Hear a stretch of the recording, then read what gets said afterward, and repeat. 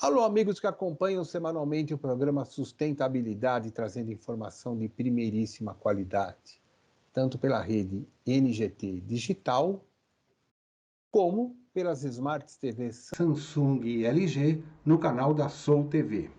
E hoje uma pessoa que está há muito tempo militando na área de sustentabilidade, de responsabilidade social, que é o deputado Ricardo Trípoli, que falará sobre os seus projetos e quais são as expectativas da mudança no Brasil da visão de sustentabilidade.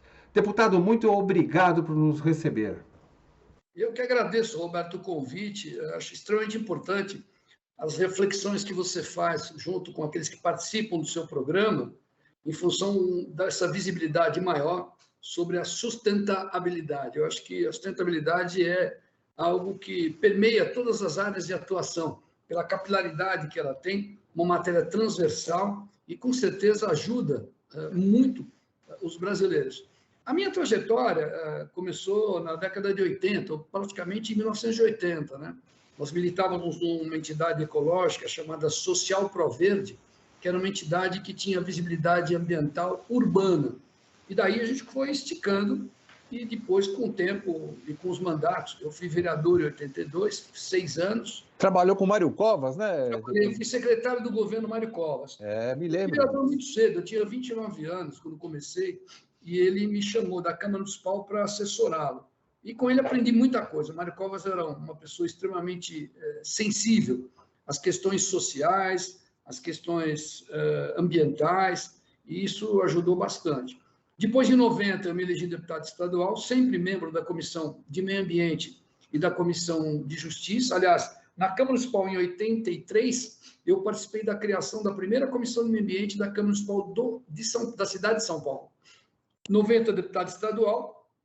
92, ganhamos a eleição, 94, ganhamos a eleição com Mário Covas, governador, e eu fui o primeiro presidente da Assembleia Legislativa no governo do Mário Covas, essa virada que nós fizemos dentro do estado de São Paulo. Em 99, ele me convida, já reeleito, me convida para ser secretário de Estado do Meio Ambiente. E aí tive 4 anos na área ambiental, no CONSEMA, presidindo o Conselho Estadual do Meio Ambiente, como secretário, atuando nos licenciamentos ambientais aqui do estado de São Paulo e participando também de algumas atividades internacionais voltadas à questão da sustentabilidade e do meio ambiente. Depois disso, eu me elegi deputado federal e, como deputado federal, a primeira comissão que eu presidi foi a Comissão Mista de Mudanças Climáticas, que é Senado e Câmara. A Câmara indica o presidente, o Senado indicava o relator na questão das COPs, né? E aí, dali para frente, depois do segundo mandato, eu presidi a Comissão de Ciência, Tecnologia e Comunicação, sempre participei das comissões de Meio Ambiente e de Justiça, porque eu sou advogado, e, obviamente, o do Meio Ambiente, e no último mandato fui líder da bancada do meu partido, o que era para alguns muito estranho, ter um ambientalista líder de uma bancada de 57 deputados federais. Então, basicamente, a minha trajetória, vamos dizer, minha vida pública, nesses 40 anos, se resume rapidamente. Eu passei aqui uma pincelada daquilo que a gente fez. Tive muitos parceiros durante essa caminhada que nos ajudaram bastante, principalmente a classe científica, que sempre nos deu suporte em função das matérias que nós estamos discutindo, ou de projetos que eu estaria apresentando ou recepcionando do Executivo. Isso foi extremamente importante para mim e acho que para a própria sociedade. Hoje eu diria para você que nós retroagimos muito, infelizmente não somos mais protagonistas como fomos no passado da questão, por exemplo, de mudanças climáticas, né?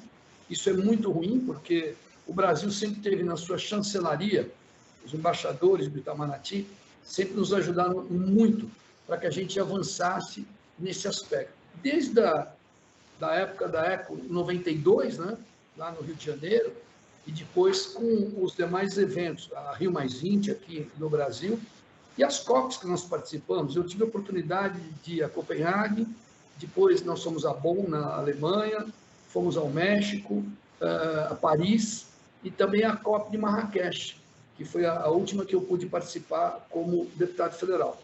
E acho que em todas essas o Brasil teve uma participação extremamente ativa, né? E era importante você verificar, não tanto nas governamentais, que são os membros do Itamaraty, das chancelarias internacionais, como das não governamentais, o respeito que o mundo todo teve pela questão ambiental brasileira. Hoje nós estamos tendo uma série de dificuldades, desde a votação do Código Florestal e com a implantação dele, que foi muito difícil, porque você veja, o próprio CAR, que é o Cadastramento Ambiental Rural, ainda não está completo, com tantos anos que já se passou a aprovação do Código Florestal. E uma série de problemas, mitigações que não foram feitas no Brasil e o desprezo pela causa ambiental que se tem hoje. Eu acho isso extremamente temerário. Sua trajetória, pelo menos para quem acompanha à distância, vamos dizer assim, sempre esteve muito ligada à causa animal, né? Sempre vejo seus comentários. Eu tenho agora uma curiosidade sobre isso. É alguma paixão pelos bichos, em especial alguma coisa, tal? Fala um pouquinho sobre esse seu lado humano com relação a esse cenário.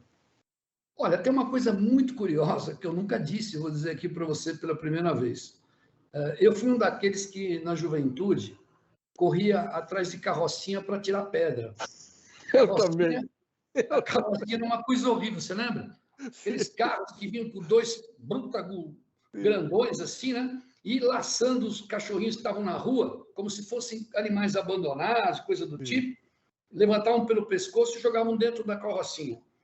E a gente ficava indignado com aquilo. Então, a minha turma, que era ali em Perdiz, a gente juntava pedra, uma pedra mesmo, e atirava na carrocinha. Pimba, vai que vai.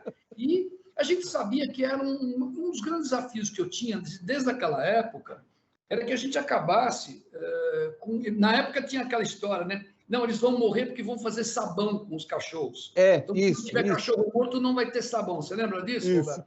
Aí disse, poxa, mas espera um pouco, que não tinha nenhuma relação o gato, o cachorro, com a questão da fabricação de sabão. E o que mais me preocupava, o que mais me entristecia no Brasil, era que depois de 7 dias, se você não reclamasse o seu animal, ele ia para uma câmara de descompressão.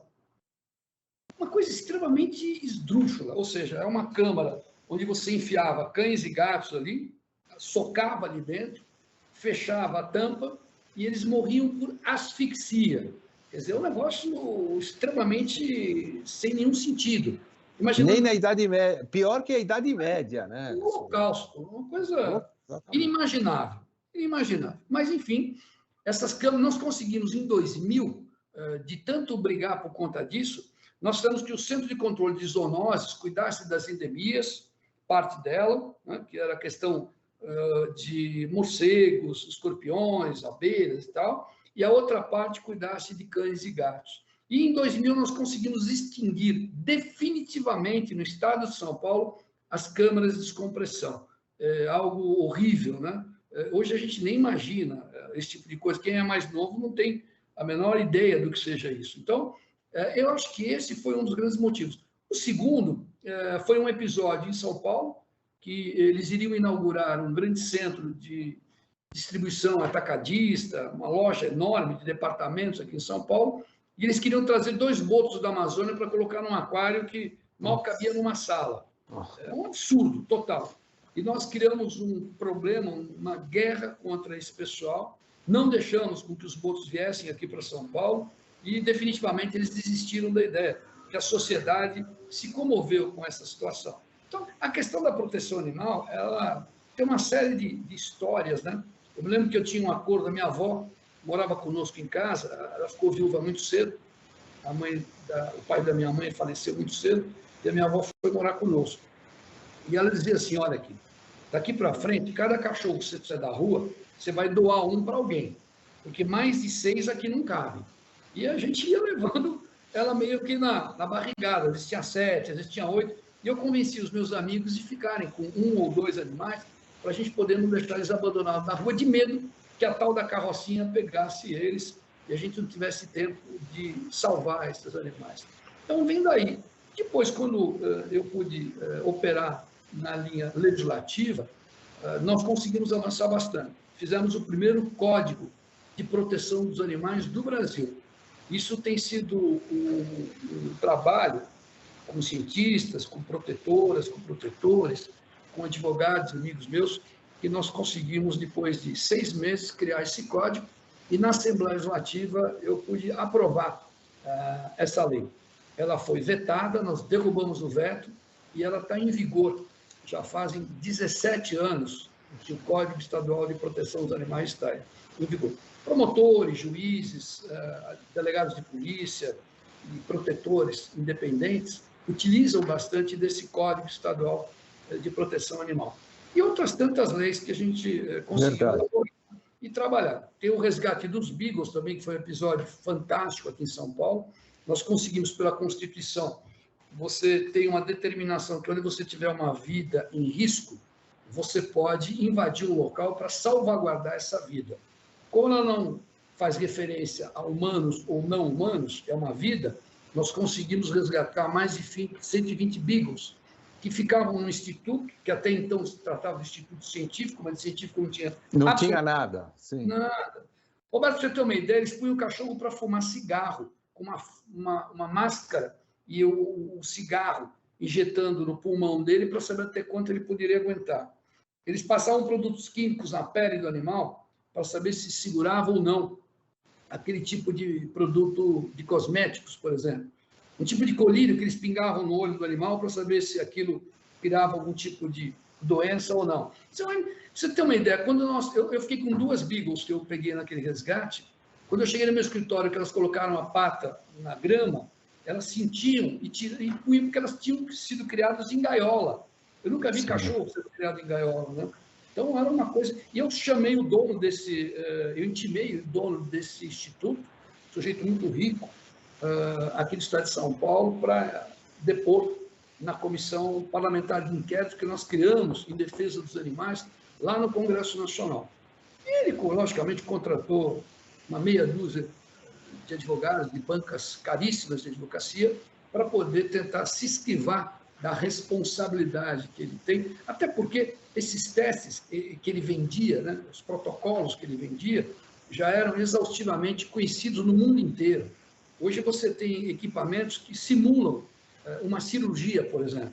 Então não havia nenhuma necessidade de atuar desse jeito. Tanto que eles compraram um local de tratamento de pessoas deficientes, ficava longe da cidade de São Roque, né, distante, que as pessoas não precisariam ouvir os gritos, uivos dos animais que lá estavam. Então, é uma história muito degradante. Então, isso foi acumulando em mim, em todos, na minha família também, né, no sentido da gente operar e trabalhar essa linha de bem-estar e proteção dos nossos animais. Muito bem, muito bem. Para a nossa audiência, caso não saiba, né, a Ordem dos Advogados do Brasil, pelo menos aqui em São Paulo, tem uma divisão de direito de defesa dos animais, tá, que você pode entrar em contato e utilizar lá aquele cenário jurídico para combater esse tipo de abuso que o animal serve para educar também a nós humanos como devemos nos comportar com relação ao meio ambiente, né, deputado? Correto. Bem, a sua candidatura para a reeleição, naturalmente, está amparada nessas questões socioambientais, vamos chamar assim. E, especificamente, me parece que a questão de renovação da energia limpa, que o Brasil, até hoje, também a nossa audiência não sei se reconhece, mas há 10 anos atrás, só 2 a 3% era solar e eólica, e nos últimos 10 anos, os empresários do Brasil levaram adiante isso, e hoje nós estamos somando quase 15%, 10% de eólica e um pouquinho mais de 3% de solar. Quais são os seus projetos com relação a ampliarmos de forma definitiva a inserção e inserir o Brasil nesse cenário de energia limpa, solar e eólica? Olha, é uma coisa muito curiosa, porque no passado a gente verificava o seguinte, de que o custo era muito caro, porque você não tinha em produção, vamos dizer assim, uma larga escala, você tinha uma coisa muito pequena dessas placas fotovoltaicas que a energia solar capta, né? E isso era muito difícil de você difundir. O segundo aspecto era que você tinha que ter essa operação, essas fazendas de placas de energia solar perto de onde você tivesse transmissão, que a transmissão é muito cara. Sim. Hoje você já tem o local de instalação e o local de transmissão. Algumas pessoas até vendem o retalho, vamos dizer, que chamam de sobra dessa energia, além de consumir na sua indústria, na sua empresa, no seu condomínio, sobra uma parte e eles vendem através dessa transmissão para todo o país. Então, é um mercado extremamente importante. Até porque, se a gente imaginar que a Europa usa energia solar, e lá é frio quase que 80% do período, 20% você tem sol, e aqui no Brasil é o inverso, você tem 20% de frio, 80% de emissão de raios solares, você tem muito mais propensão de poder expandir essa energia chamada alternativa, que é uma energia que, obviamente, vai proporcionar o fato de você reduzir bastante a queima de produtos fósseis, né? Seja o carvão mineral, seja o diesel, seja a gasolina, enfim, eu acho que é buscar alternativas energéticas. As eólicas também funcionam, somente no norte, nordeste e no sul, a gente tem bastante já dessas grandes hélices girando e fornecendo energia para várias regiões do país. Eu acho que o Brasil, se ele expandir esse processo, isso vai ajudar muito. Pequenas PCHs, que são aquelas pequenas usinas hidrelétricas, as pequenas, não as grandes, porque as grandes são horror. As pequenas, mais acoplado a esses novos sistemas eólico e solar, eu acho que a gente pode ter um caminho longo pela frente aí, com um bom tratamento e preservação do meio ambiente, porque é uma maneira de você utilizar a energia de forma bem barata, bem mais barata do que está hoje, né? Porque a energia é muito cara ainda hoje no Brasil, por incrível que pareça, embora a gente tenha tantas hidrelétricas espalhadas pelo Brasil, e temos aí a nuclear que não funciona, né? A gente chama de... Vagalume. Vagalume, que apaga tudo. É verdade, você lembrou agora, esse é da minha geração, ainda nossa... Eu também corri atrás de carrocinha e já ouvi as piadas. Então, nós somos da mesma época. Estamos na mesma geração aqui. Eu pude ver isso quando fui a Copenhague, em Malmö, na Suécia. Tinha também vários sistemas eólicos ali no mar, né? E os ventos não eram tão constantes como os ventos que nós temos aqui no Nordeste ou no sul do país. Então, até nisso, nós somos privilegiados, né? Sim. Seria importante que a gente pudesse ampliar essa escala de valores. Mas não temos que desonerar impostos nisso? Como é que nós vamos convencer lá no Congresso a galera lá, falar, gente, vamos parar com isso? Deputado, fala um pouquinho sobre o seu, certamente, esforço em levar esse conceito adiante.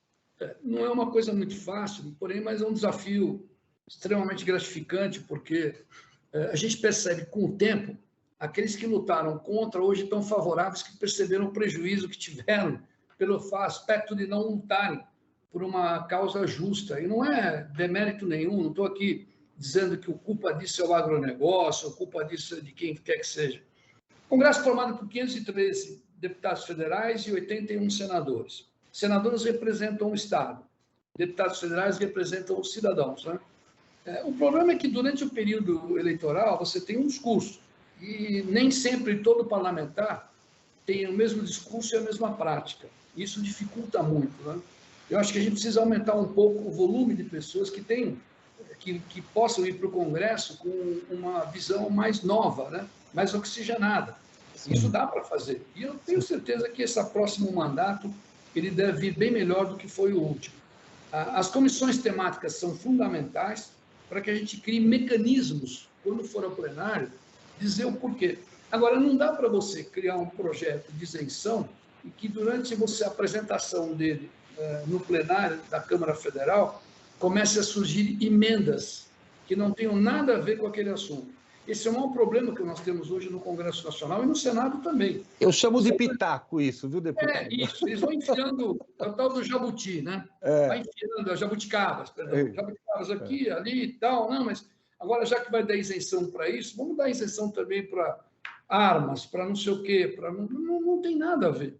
Esse é um aspecto que eu acho que a gente deveria olhar com muita tranquilidade. É a mesma coisa quando você fala de produtos recicláveis, né?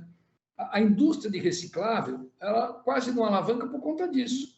Na minha opinião, eles deviam ser isentos. Se você tem uma mesa de plástico, feito de plástico natural, que veio do petróleo e tal, tem uma taxação. O que veio da recuperação de PETs, por exemplo, devia ser isento. Porque aí tem uma competitividade no mercado em que você diz, ó, esse aqui é mais barato porque ele foi feito de reciclagem. Esse não, esse aqui foi feito do petróleo. Então, ele vai ter que pagar mais. A mesma coisa que eu sempre discuti, um dia estava o pessoal de área de refrigerantes, eu não vou dar nome para não fazer publicidade aqui. Eu dizia para ele, pô, mas por que vocês, já que vocês querem fazer garrafa plástica em vez de vidro, né, por que vocês não pagam um pequeno percentual por cada vasilhame que vocês fizerem para poder reciclar ele na outra ponta? Ou comprem esse próprio volume de volta e vocês mesmos reciclam. Como nós fizemos no Brasil com os pneus. Eu me lembro quando cheguei no Congresso, um dos grandes embates que nós tivemos é exatamente esse. Foi apreendido um carregamento de um navio cheio de pneu velho, usado. Aí ninguém entendeu, mas escuta, por que nós estamos trazendo isso aqui? Eles iam recuperar aquele pneu velho e vender ele no mercado. Ou seja, você imagina o tipo de problema que nós íamos ter aqui. Primeiro, o risco da vida das pessoas que estavam andando num ônibus, num caminhão ou num carro com pneu recuperado. Segundo, um grande receptório de mosquitos. Né? Dengue. Então, versário. Aí nós juntamos um pessoal e fizemos o seguinte, olha, vamos combinar. Aí veio as empresas fabricantes de pneus questionar conosco, tal. Não, veja, não, vamos fazer o seguinte, daqui para frente, cada pneu que você trocar, você trocou 4 pneus, você tem que, um deles volta para o fabricante, até chegar em 4. E nós chegamos, quer dizer, se você trocar 4 pneus no automóvel, se ele for da Pirelli, da Firestone, da Goodyear, seja qual for o fabricante, é obrigatório devolver para o fabricante e o fabricante tem que dar o destino final. Sim. Ou seja, ele tem que tirar aquele metal, ele tem que... Muitas vezes eles fazem pista de tartan, de atletismo, ou então asfalto de rua com boa parte desse material. Tem como você reutilizar. A mesma coisa nós tínhamos que fazer com PET. Não adianta você ter garrafa plástica em abundância, né? Hoje você tem uma qualidade diferente, por exemplo, a transparente tem um preço, a verde tem outra, a marrom tem outra. Só que é o seguinte, para você juntar, olha, eu vou te dar uma ideia. Você pega aqui a Latasa, que faz a operação de reciclagem dessas latinhas de cerveja e refrigerante, você pode ver que na rua você não deixa cair no chão, o sujeito já está pegando. Porque vale R$ 4, R$ 5 o quilo desse produto agregado, valor agregado. O PET, você precisa encher uma sala para dar 1 quilo de latinha de cerveja de refrigerante. Então, não tem valor agregado.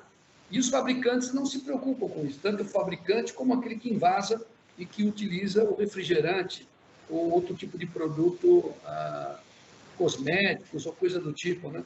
E você lembrou bem, a gente podia operar na linha da isenção para aqueles produtos que são necessários, aqueles que estão fazendo de forma correta, e não isentar por regiões onde são fabricados esses produtos. Você fala de desmatamento zero, quando nós propusemos desmatamento zero, simplesmente por uma única coisa, o que falta hoje no Brasil? Falta regularização fundiária. As pessoas têm muitas vezes pânico disso, por quê? Essa briga que você vê o tempo todo, desmatou, não desmatou, é área de preservação permanente, não é reserva legal, não é Amazônia legal, enfim. A hora que você fizer a regularização fundiária, você quantifica. Isso aqui é área de APP, isso aqui é área devoluta do Estado, isso aqui é área indígena, isso aqui é área privada. Primeira coisa que tem que ser feita.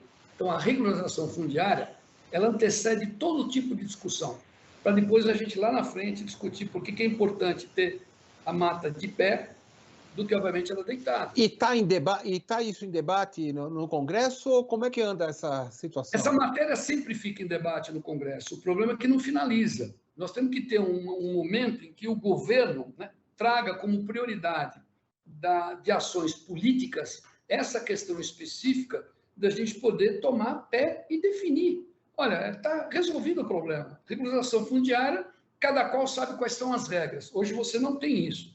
Hoje você tem uma mistura, então é um colchão de retalho. E coisas absurdas que vão acontecendo. O que o Brasil precisa, na verdade? Na minha opinião, segurança jurídica, para ter investimento tanto na área ambiental como na área que não é ambiental. segurança jurídica. Segundo, você precisa ter estabilidade financeira no país. Isso é fundamental. E um meio ambiente adequado. Com esses 3 itens, a gente consegue vencer o que tiver pela frente. Dá para avançar e muito. Então, eu vejo o seguinte, com regularização fundiária, a gente pode fazer com que o Brasil capte recursos de fora. Tem muito dinheiro fora do Brasil, passando por perto, só que não desce aqui, porque nós não estamos ecologicamente adequados. E isso o mundo inteiro já está sentindo. Então, nós podemos, por exemplo, fazer sequestro de carbono com a floresta que nós temos hoje. Ela vale muito mais em pé. Eu me lembro que em 92, na ECO, um grupo de cientistas dizia o seguinte, olha, existem cerca de 18 mil espécies não identificadas na floresta amazônica. Eu vou dar outro dado para você sobre clima, que é pior ainda. Eu tive uma discussão no SBPC, há um tempo atrás, e eles disseram uma coisa muito curiosa. Se continuar aumentando a temperatura do planeta e você tiver degelo na Rússia e tiver degelo no Canadá, esses 2 países serão altamente agriculturáveis, ou seja, serão concorrentes do Brasil. E com mão de obra barata na Rússia, você imagina o que vai acontecer. Então, a agricultura vai pagar caro por isso. Então, acho que a gente tem que ter uma conversa, não é briga, não. É conversa mesmo, é diálogo. É o princípio do contraditório, ouvir as partes e tentar dizer, olha, isso aqui é importante para o nosso país. Com isso a gente avança, em vez de ficar somente no discurso, né? Eu espero que o próximo governo federal, o próximo Congresso Nacional, traga para o centro da discussão essa questão ambiental, que é tão importante sobre todos os aspectos, sobre o desenvolvimento e sobre a sustentabilidade. Nosso programa fica sempre de portas abertas para seus depoimentos, suas solicitações. Quero aproveitar e informá-lo o seguinte, nós temos um game educacional para as escolas, para crianças de 5 a 12 anos, para que a criança acesse o game, ela é obrigada a ler os livros infantis que estão lá. Então, é um quiz, e nós doamos gratuitamente. Quero colocar umas 2.000 assinaturas para as escolas públicas em seu nome, para que você leve adiante o trabalho do Portal Sustentabilidade na área educacional.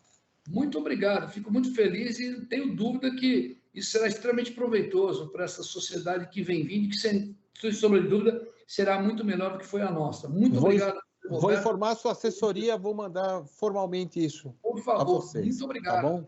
Vamos ajudar. Muito obrigado, parabéns, então, pelo seu trabalho e pela sua trajetória. Muito obrigado pela gentileza.